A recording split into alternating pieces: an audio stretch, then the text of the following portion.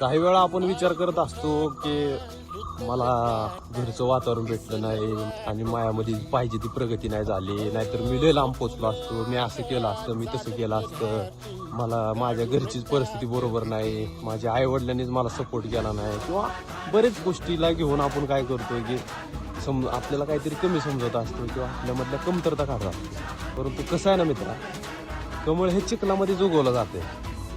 त्यामुळं आपण आपलं प्रयत्न करत राहायचं.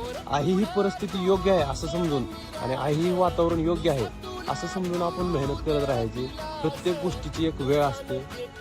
योग्य वेळ आली ना, आपोआप आपण त्या जगाला त्या कमळासारखं उठून दिसणार आहे. मग आपण कितीही घाणीत असू द्या, कितीही चिखलामध्ये असू द्या आणि आपल्या आजूबाजूचं वातावरण, आपली परिस्थिती कशी असू द्या, नक्कीच आपल्यामधलं कौशल्य, आपल्यामधले काहीतरी विशेषता जगाला नक्कीच दिसणार आहे.